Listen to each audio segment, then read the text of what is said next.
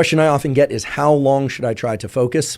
Well, the research literature point to the key importance of so-called ultradian cycles. You've all probably heard of circadian cycles or circadian biology. Circa, the day, circadian is about 24-hour cycle. Well, our brain and body operate within that day, or within each and every day, I should say, with 90-minute ultradian cycles. So my suggestion would be, anytime you're going to sit down and try and focus, you're going to try and do a focused bout of physical exercise or skill learning or musical learning, or maybe you're even just having a conversation. Maybe you're a therapist or you're attending therapy or a class. How long should it be?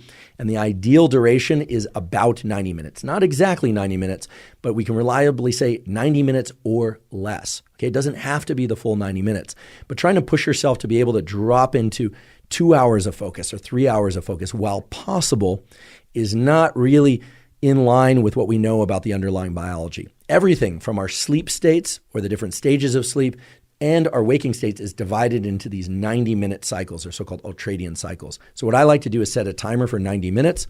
I acknowledge and accept the fact that under most conditions, unless I'm really pressed for a deadline and I'm optimally caffeinated, etc., the first 5 to 10 minutes of that 90 minutes are a transition time. It's like the warm-up for focus, but I do include it in that 90 minutes.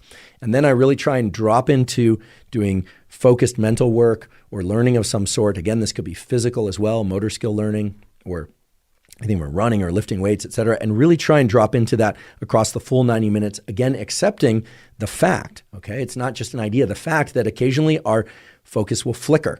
It will jump out of focus, and then a big part of being able to focus is to go back to focusing. The way I'd like you to conceptualize this perhaps is that arrowhead suddenly getting very, very broad, that you're focusing on many things, or that arrow shifts to a different location in the room. The key is to be able to shift it back and to narrow it once again, and that's an active process.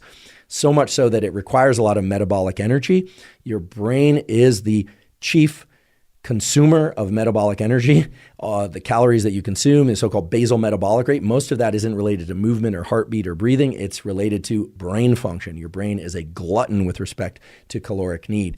So understand that at the end of 90 minutes, or maybe even after 45 minutes, you might feel rather tired or even exhausted. And it's very important that after a bout of focus, that you take at least 10 minutes, and ideally as long as 30 minutes, and go through what I call deliberate defocus. You really want to focus on somewhat menial tasks or things that really don't require a ton of your concentration.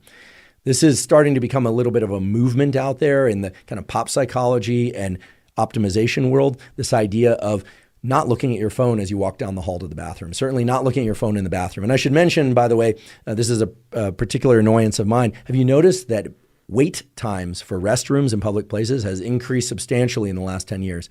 The reason for that is not digestive, okay? It's not the gut microbiome. I mean, it might be the gut microbiome, but chances are it's because people are on their phones in the bathroom. So you're doing yourself and everybody else a favor by staying off your phone in the restroom, staying off your phone while walking down the hall.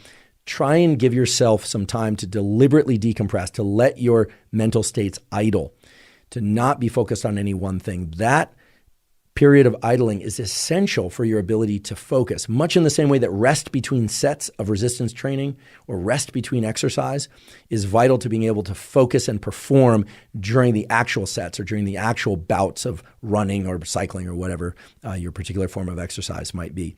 So deliberate decompression is key. And I know this is hard because we're all being drawn in by the incredible, rich array of sensory information available on our phones and other devices.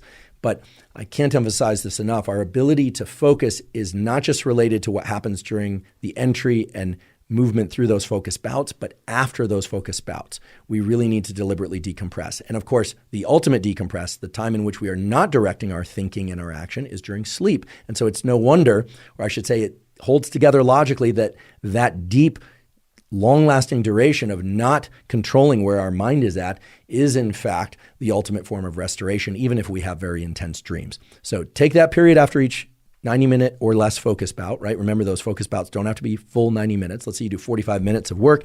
You're just done with it. Set it down and go do something for maybe 5, 10, maybe even 30 minutes that is functional for your day, right? Just not just walking around in circles or staring up at the sky, although if you can do that, do that. But most of us have other things to do, but do things that are rather automatic or reflexive for you, and try not to do any focused reading. Try not to bring your vision into a tight location, such as your phone, and try and deliberately decompress, because that will allow you to drop into intense bouts of focus again, repeatedly and repeatedly throughout the day.